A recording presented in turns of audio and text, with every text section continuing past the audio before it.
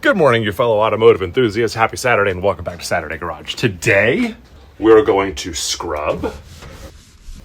We are going to rub. Oh, and we love.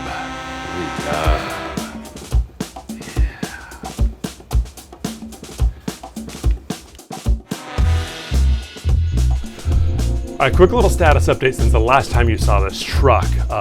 Dad has been here for the past couple of days. We've been making some more progress on the wiring. We've got the headlight and the chassis stuff and the wires all going to the back. That's all in place. We've got pretty much everything in place with the exception of the gauges, brake switches, and really just sort of finalizing some of it, but it's all routed, it's all wrapped, it's all coming together. Most of that is boring, so not really worth making an episode about. We did get the insulation pad up on the firewall. I did get some paint on the floors underneath the driver and passenger seats. Cypress green. I am still going to put a wipe on clear over the portions that you're going to see. I want to keep the rustish floor where it's visible. So that still needs to go on, but there has been a lot of progress on this truck in the meantime. But I've got the dash CLR'd and ready for a wipe on clear.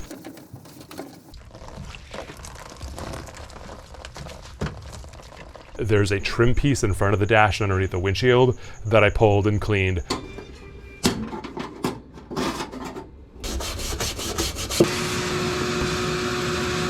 But that valley was showing some surface rust in there, so I've got a rust converter spray in that.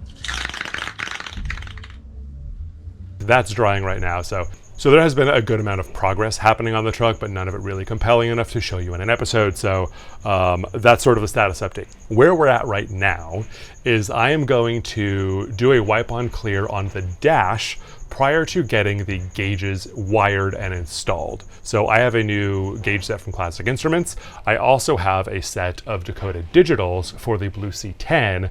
I feel like this is just an interesting comparison. They're not apples to apples by any means, but if you were at all shopping for an aftermarket gauge set, I've got both sets here, so I figured to talk through some of the key differences and things I like about each of them that are not offered on both of them. So I have Sweet Patina, which we saw last time, which is a wipe on satin. It really just comes out of the bottle and you wipe it on.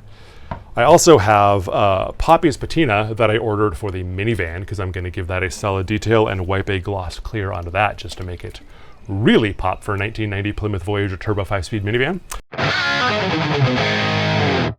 Get after it.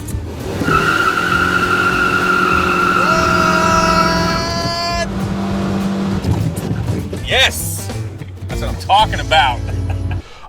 This requires a catalyst. It is an 8-to-1 mix. So that really effectively is the only difference I see between these two in terms of application. Now in terms of durability or presentation, couldn't tell you. Now, just to mention it, I did get the gloss clear, but I also ordered a bottle of the matte clear because I'm not sure what I'm going to want to do for the rest of this truck. It's probably not going to be gloss. It's probably going to be more of a satin on the exterior. But the gloss and the matte will 50-50 to create a satin if you're so inclined to have that as your finish. All right, so I'm going to start with the wax and grease remover, and then I'm going to hit the face of the dash with the gloss clear from Poppy's because I really want to see some shine onto that. I want that new look onto the old. It is very smooth, so I think that gloss will look great. And then I'm going to hit the cap of the dash where I'm going to get sunlight reflections while driving. I'm going to hit that with a more satin with the Sweet Patina. Both of those are going to dry, and honestly, I think they're going to look pretty sick, especially against a fresh, brand new, clean and crystal clear gauge set. So I'm actually very excited about how this is going to turn out. So if I want to realize that excitement, I should probably go and do something now.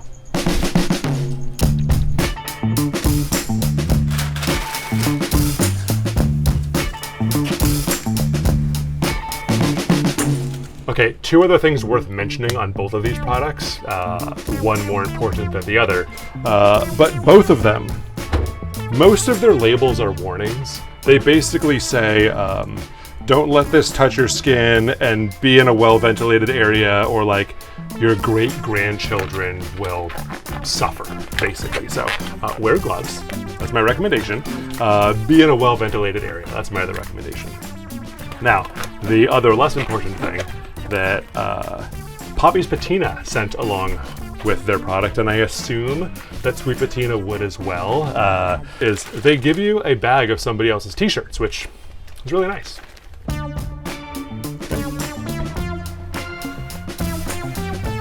want you to wipe it on to degrease with one rag, and then quickly wipe it off with another.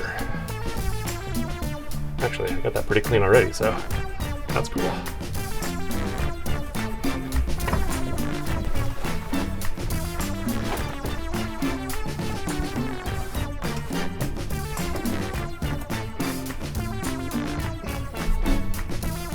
Pretty good. All right, so I'm gonna do the Sweet Patina satin finish onto the dash cap first. That way I'm less likely to drip onto an already finished gloss face. But just gonna use a rag actually, because I don't have an applicator pad for it. And pretty much every microfiber that I have is probably filthy. So, you know, let's use somebody else's old t-shirt.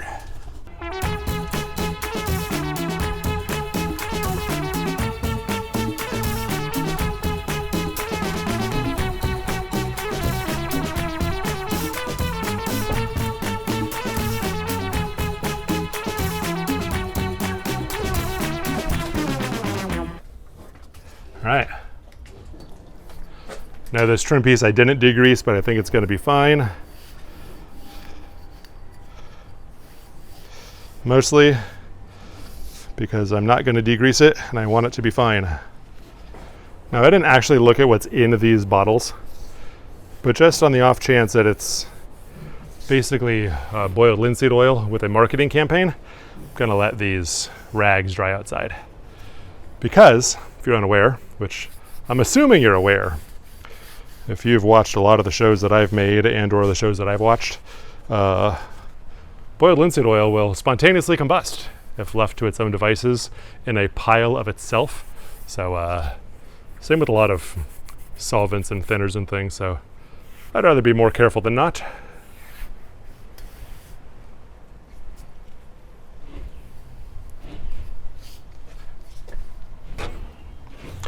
Okay, while that dries, I'm gonna start mixing up some Poppy's Patina and we'll get the face of the dash wiped. Okay, to mix up this Poppy's Patina, I'm going to use as small of an amount as I can because one, the minivan that this is eventually going to be used for is quite large.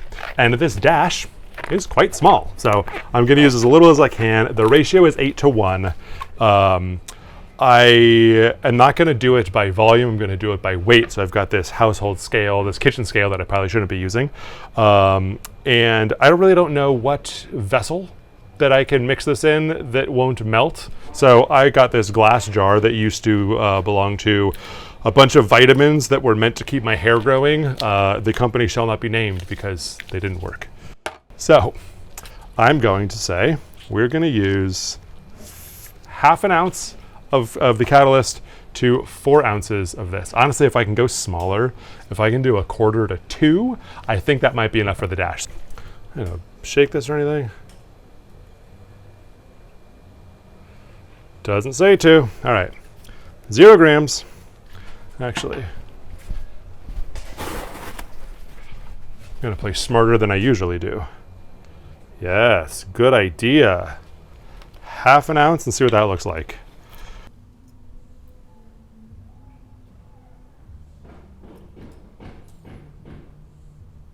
Okay, it's not very much. Perfect. Stir thoroughly. I need to stir thoroughly. I need something to stir thoroughly with, and that is going to be, what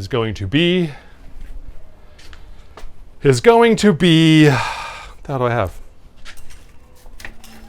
An old push rod. That will stir very thoroughly, sort of. It'll be fine.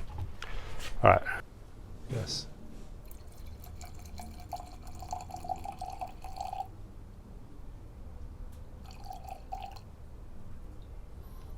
This is entirely too much.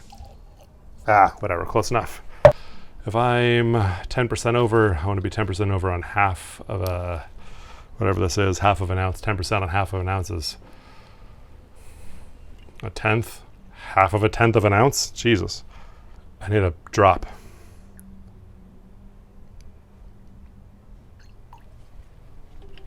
Perfect.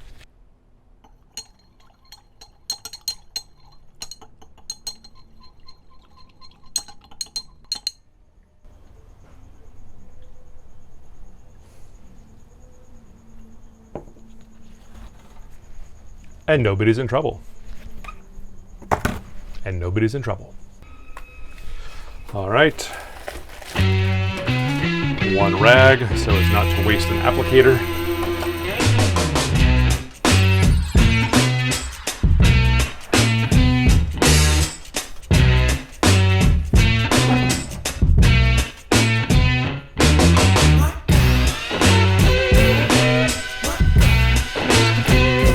I think I might be going over the same spots a little too heavily because it feels like it's streaking just a little bit, but also might be self-leveling as I'm saying those words.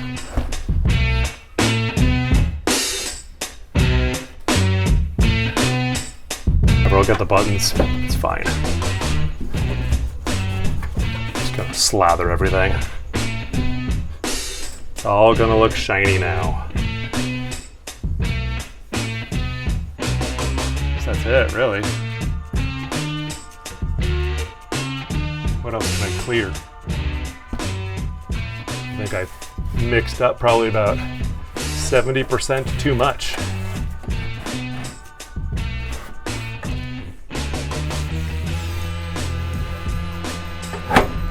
Let's see what they say about second coats.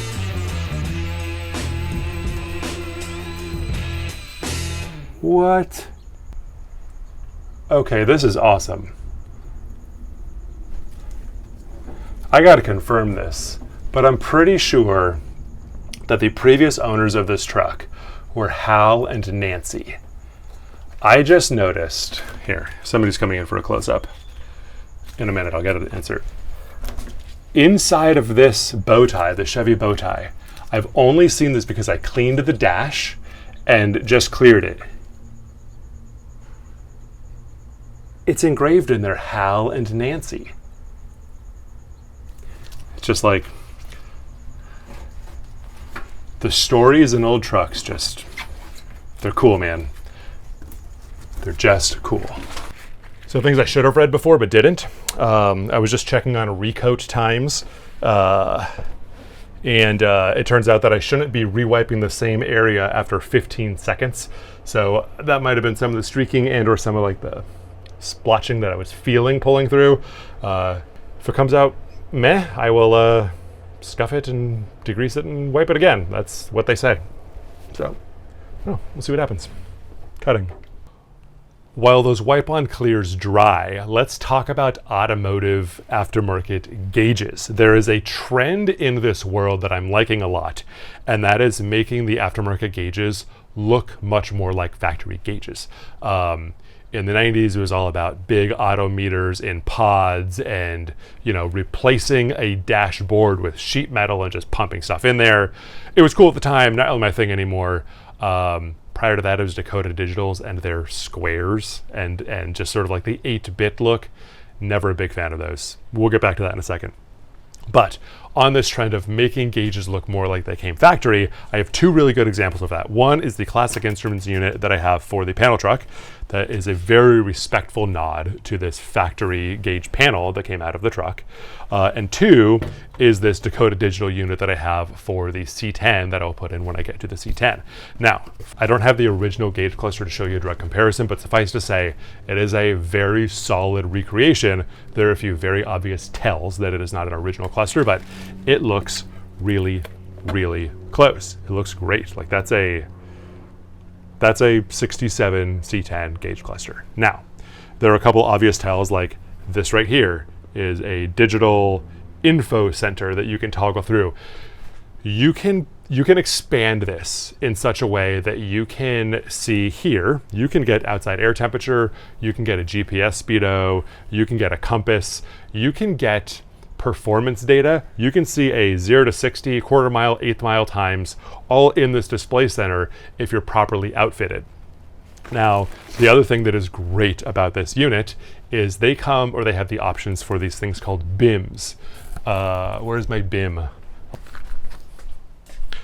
Okay, the great thing about these Dakota Digitals, or one of the great things about them, is you have a variety of BIMs that you can choose from that make wiring it up to a motor swap, or if you want your GPS, or if you want your outside air temperature, or whatever it is, really easy to do. This is a BIM, which is a,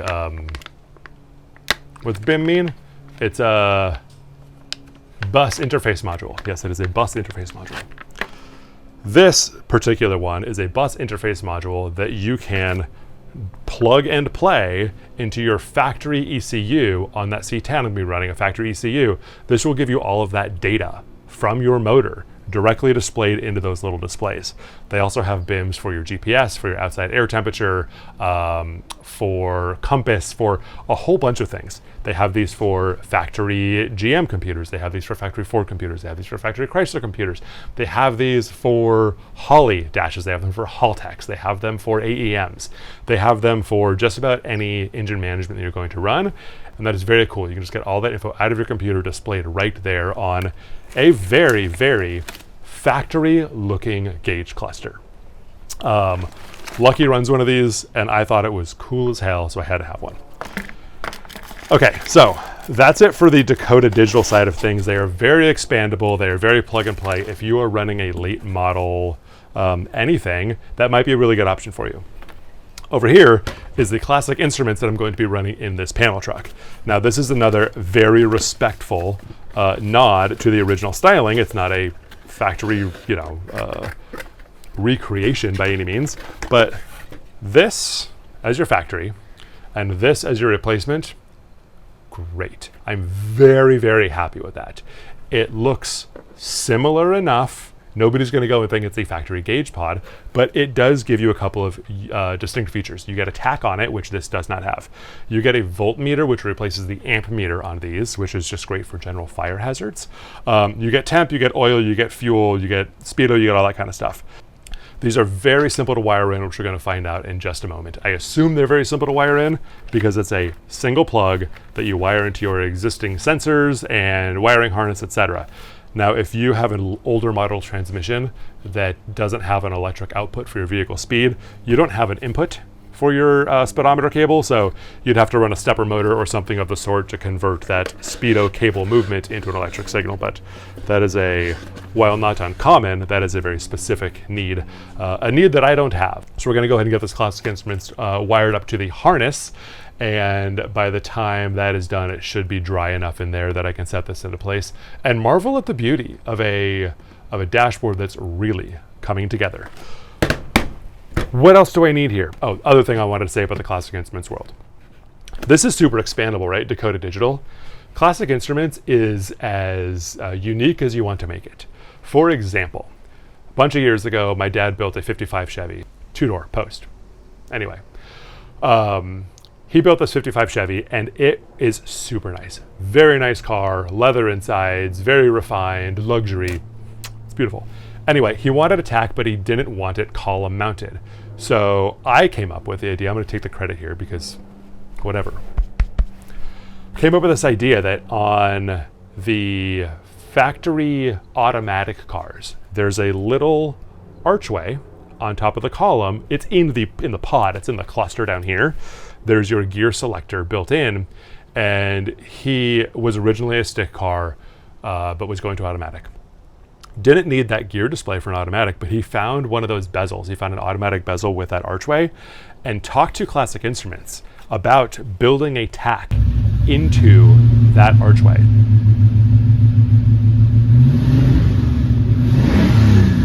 So he has a very respectful looking gauge cluster with this little secret tack down there. It's not a secret, but unless you know to look for it, it's just sort of hidden. It gives you the information you need without being overbearing.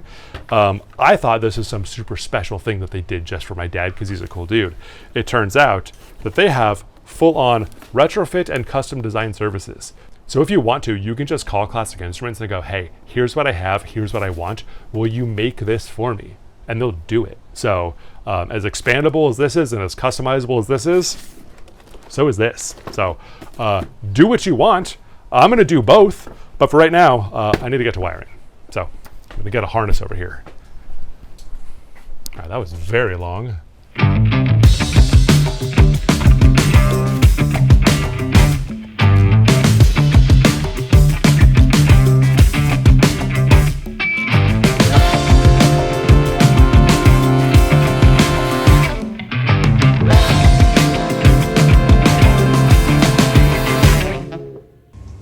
All right, so I just finished going through and labeling all of the wires on the Classic Instruments harness. Now, what I've got here is 3 harnesses from the American Auto Wire system.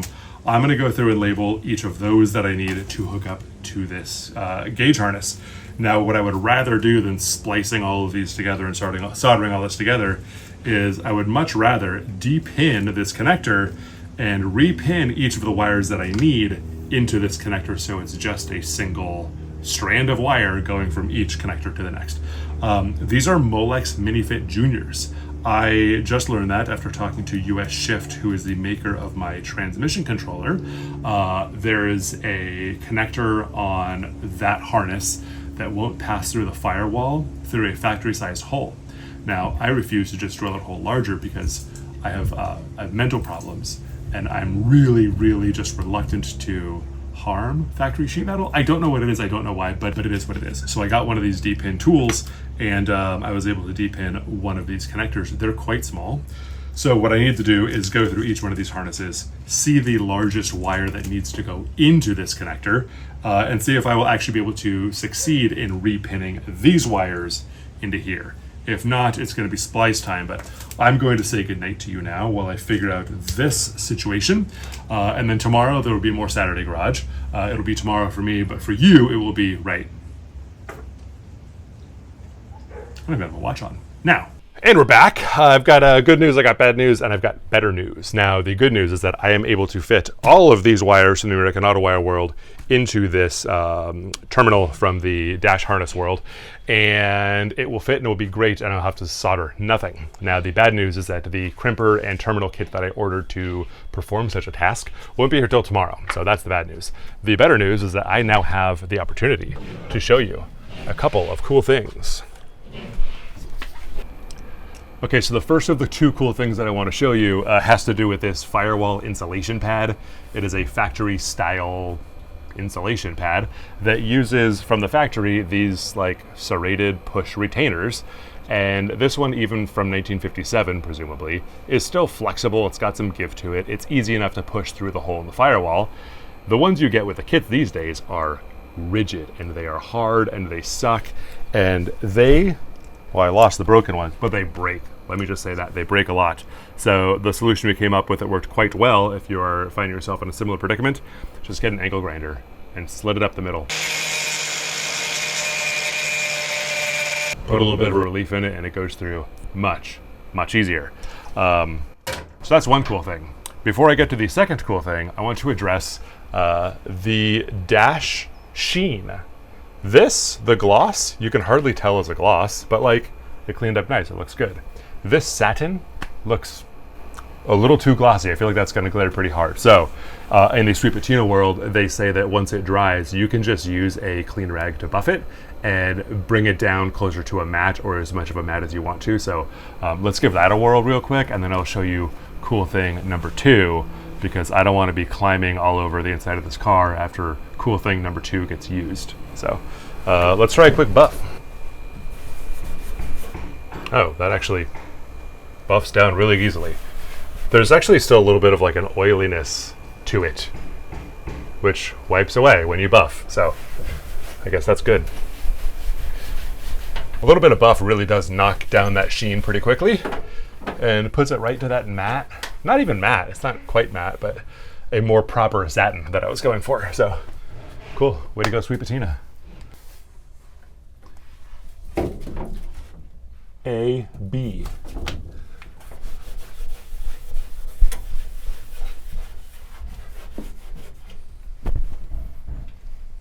Yeah, way better.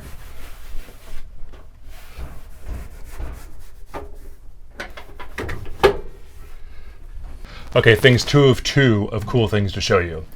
going back 2 episodes, if you haven't seen it, there was this whole saga of me trying to take off what I thought was a false floor in this truck. It turns out that it's spot welded into place, but there is still a 2-inch cavity that has been surface rusting underneath here, and it's not in great shape. There's no cancer through, but like I would like to protect it and keep it from becoming an actual problem. So shy of taking this up, my previous solution was to take this rust reformer and just sort of like fog it around inside this hole and spray it the best I could.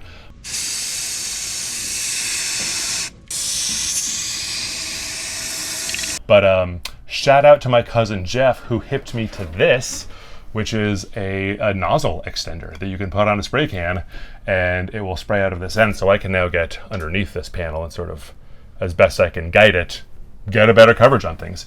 I've never used this. I'm going to assume that it's going to do well, but it's probably going to do better than just the fog. So actually, I'm going to pop this on, and then I want to take a look at what that pattern looks like coming out of here, which I will do. Oy. So let's just do a very quick test and see how this patterns out.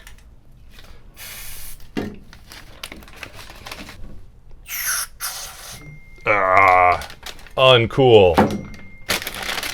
Stand by. Failing. All right, we're gonna try this over here now. And looking at these 2 spray caps, they look pretty close. Maybe they did this. No, this came with a couple of little attachments, so maybe there's a different peg that needs to come up out of the spray can. This duder, I don't know spray can anatomy, so forgive me. Let's just see.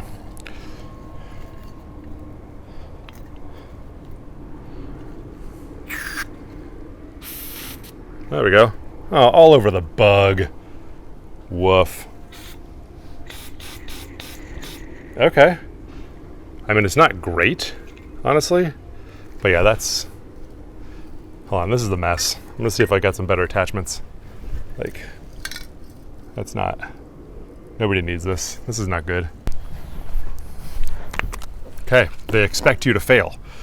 Instructions, use the cap alone first. If it doesn't seal well, use white adapter. There's some adapters in here, so it's Hi dog, come here. You haven't had a feature in a while. Come say hi to your friends. What's up? Duncan the dog, still in the house. Hello. What do you have to say for yourself?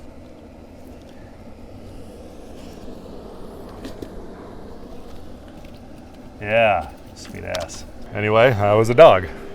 You're welcome.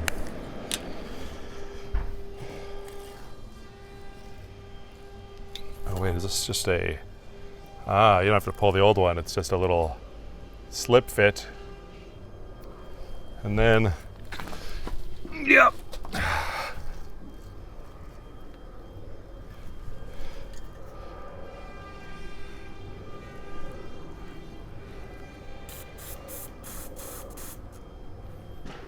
Honestly, this kind of sucks, but like,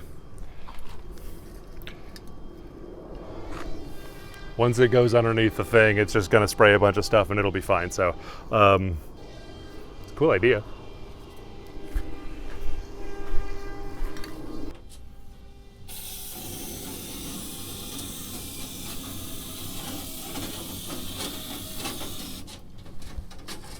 It's a really good way to use a lot of material in a way that you can't even see it. But it's getting it a lot better coverage than it did otherwise, so let's see where else can I get this. Oh, this is a mess. How about down a screw hole? Yeah, great. There's a partition here and here under the floor, so disaster. Okay, hold the door. Terrible.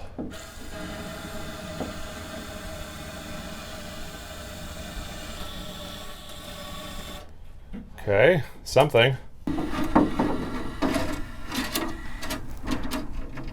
can just feel the grit coming out of this cavity on the wet wand here. There's a lot of gross in there still, but better than nothing. And I'll say this, better than what I did before, so kudos, Jeff. Thank you for the tip. It is a large mess, but you know, sometimes that's what you got to do to preserve history. Or just not have unwanted ventilation in your floorboards. Okay, so this is way improved over what was down there before in terms of cleanup underneath this false floor panel. So happy to call that a big win. I'm going to go ahead now and just do a quick wipe on of the sweet patina on the exposed parts of this floor, just to protect them, but also still make sure that it looks a little bit raggedy for every piece of the car that you can see on the interior. All this green paint is hidden by seats, so all this stuff that you're seeing outside of the seats, I just want to protect while leaving it raw looking. As soon as I'm done with that, I want to pull the bezel, the instrument bezel off of the old cluster, clean that up and put it onto the new gauge set so that I can at least set that in there. Even if I can't get it all wired in and working today, I would love to see that fresh new gauge set sitting inside of this freshly cleared dash. I think that would put a really nice cap on the episode. Other than that, and maybe before that, I want to start throwing a couple of sensors onto this motor so that I can at least, you know, be a little bit closer to those gauges actually doing something. I feel like that is an admirable goal, is to make your gauges do something. Screws. It's just screws.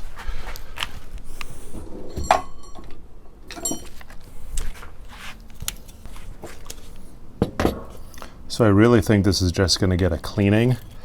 I might try to put a little bit of chrome polish on it, but this is really just chrome to pot metal, and it's not going to look great. So I don't know. I'm going to do what I can for now and see how it looks. And if you guys have any suggestions on how to better polish pitted and sort of corroded pot metal, I mean, it looks like this.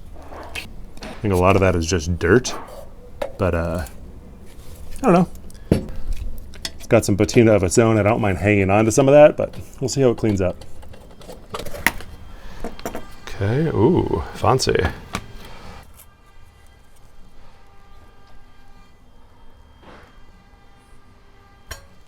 That's it. That's all it is.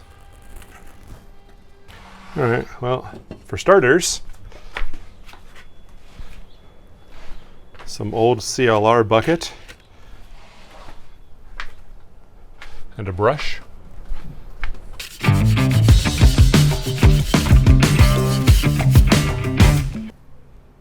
It's not a bad AB. AB. Done.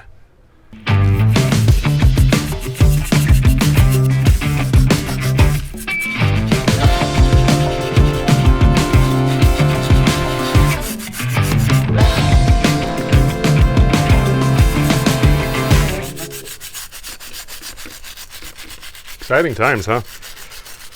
Exciting times. I mean, I don't know, it's kind of boring. It's sort of methodical and not entirely unpleasant. I do look forward to this thing being done. It's been a long time since I've sort of gotten that AB reward of putting hard work in and then enjoying the fruits, that sort of like visual fruit of that labor. I feel like on this channel at least, it's been a lot of work to get to a next step, but never really like, I don't know, too much completion. So obviously this truck isn't done, but it'll be nice to have a nice visual indicator of progress.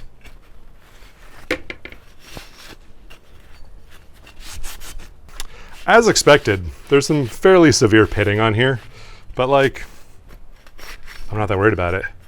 It kind of, it's gonna transition the look of the rest of the truck into the nice, neat gauge set. So I'll probably throw a little bit of a polish on it just to brighten up the stuff that is actually still chrome, but like, that's really not terrible. I mean, it's not great. I wouldn't put it in a restoration, but I'd rather run this than a reproduction. So cool, I'm gonna dry that and then polish it and whatever. Stuff will happen.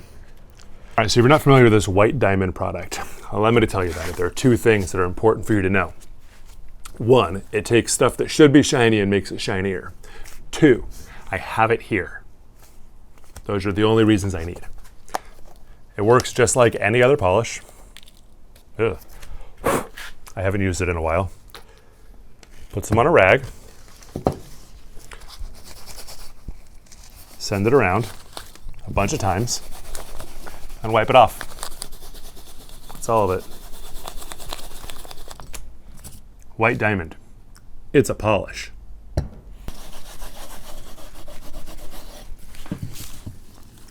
It makes a marginal difference.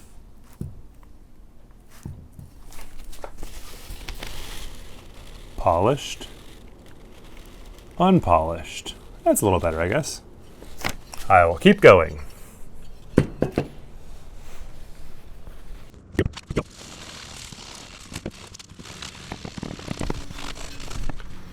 All right. Aside from the handprints I'm putting all over it, pretty good enough. Okay, now for the main event. They give you some mounting hardware and they give you some foam strips to pop on these little pads here. 1, 2, 3, 4. Half. Halfy. Half-ish. Half enough. All right. Foam. Foam. Foam. Foam. Terrific. Now,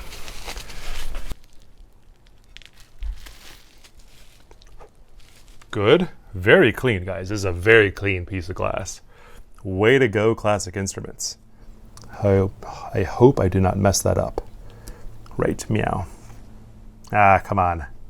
Oh, this is toast.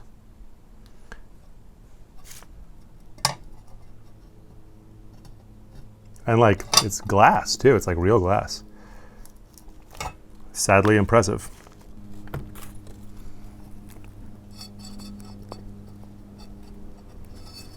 Okay, happy. Happy. Yep.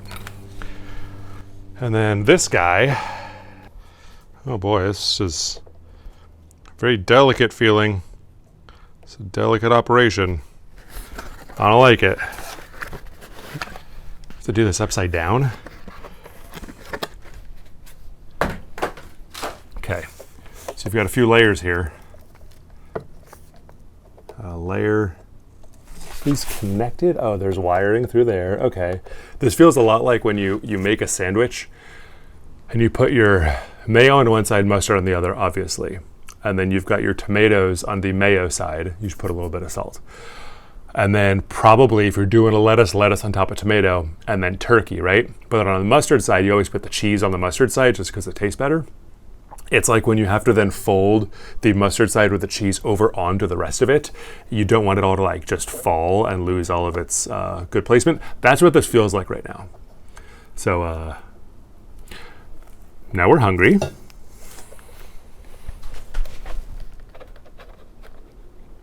Keep the cheese where it belongs. You don't want to get your fingerprints on your turkey either. It's a bit of a dance, although I'm feeling good. Fantastic. God, that's beautiful. All right, screws.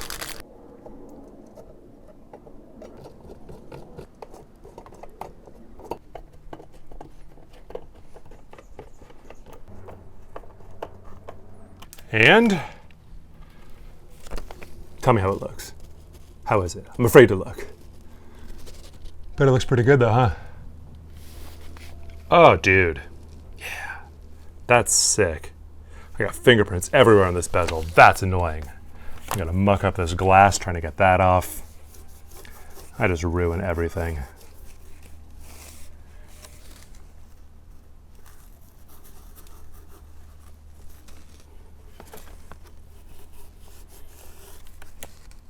All right, let's go set it in, wrap this thing up.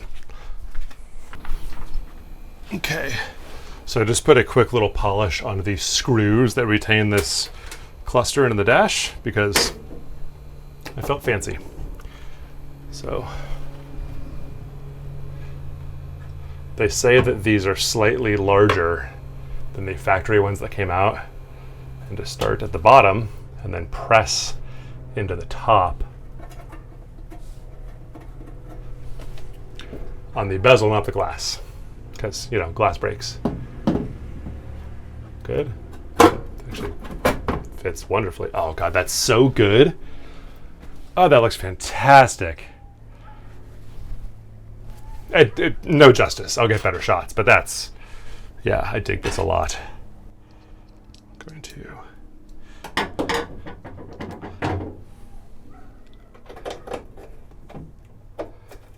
going to try to not touch the glass because that would be annoying.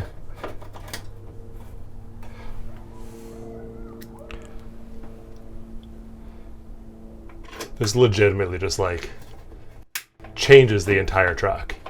Like it always, other than the overheating, always like drove great and felt good and is cool, right? It's always been like a cool truck, but yeah, this feels like a whole new level of like, oh, there's some refinement in this truck. And you know, it's not just the cluster either, like the wipe on clear or the gloss on the dash. It now just feels a lot more intentional than it does a truck that was pulled out of the field and gotten running. I don't want to get too carried away with this intentionality, but like, I'm stoked on this. This looks great. Now, once it all works and I can drive it and realize its greatness, it'll be even greater, but I am very pumped on that. Okay, I guess really that's it. That's it for this week. Thank you guys for coming. Thank you for watching. Thank you for sharing this journey with me. It is somehow, I'm just going to peek behind the curtain here. I think I've fallen out of the algorithm somehow. Growth has just slowed to a trickle. In fact, it's that part of the trickle where when the last drop drops and it sucks upward and you get less drop from before, like it's retracting a little bit, which kind of sucks, but honestly, I'm going to keep on doing it because, I don't know, it's fun. But if you're so inclined, share this. Let people know that I'm out here doing cool things, making old junk look purty.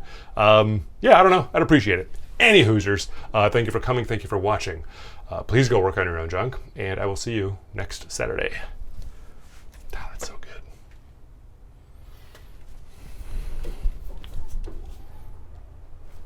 Fantastic. Terrific.